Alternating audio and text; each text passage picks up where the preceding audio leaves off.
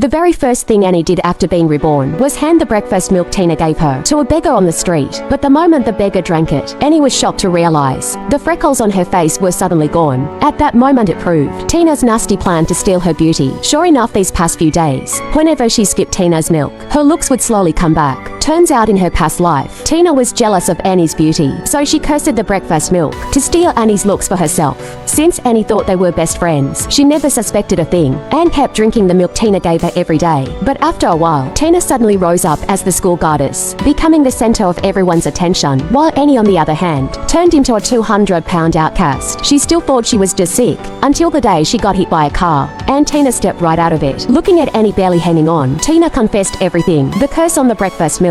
The prettier she got, the uglier Annie became. Now every bit of Annie's beauty had already been taken by Tina. As long as Annie died, Tina could stay beautiful forever. Then she ordered Annie to be killed. But when Annie opened her eyes again, she was back at the moment Tina brought the milk. Before Annie could even react, she heard her classmates praising nearby, saying Tina was so kind-hearted, always bringing milk to ugly Annie every day. They said Annie was lucky to have such a good friend like Tina. Then they mocked Annie for weighing 200 pounds and still eating non-stop, not caring about her image at all, totally embarrassing the whole class. Everyone chimed in, telling Annie to hurry up and lose weight. Hearing that Annie refused Tina's milk, and said that everyone thinks she's too fat, so she's going to start dieting, but to not waste the breakfast. She told Tina to give the milk to someone else. Then she grabbed it and asked the other classmates if they wanted some. Immediately a bunch of boys rushed over, and one chubby guy snatched it from Annie to drink. Tina quickly took the milk back and pretended to be upset, complaining that Annie could refuse it. But how could she waste her feelings like that? She even pouted and said how hard it is to wake up early and make breakfast. Yet Annie just handed her effort over to someone else. The classmates all supported Tina and told Annie to apologize, not knowing the milk's cursed secret yet. Annie decided to play it cool, so she took the milk from Tina, saying her stomach wasn't feeling well today and she'd drink it later. Just then the school heartthrob came to the teacher and announced a school-wide contest for the most beautiful school goddess. The winner would get to sign with a company and enter showbiz. Hearing this, Tina stepped forward and grabbed a registration form, but no one else signed up besides her. But I remember the prettiest girl in class 3.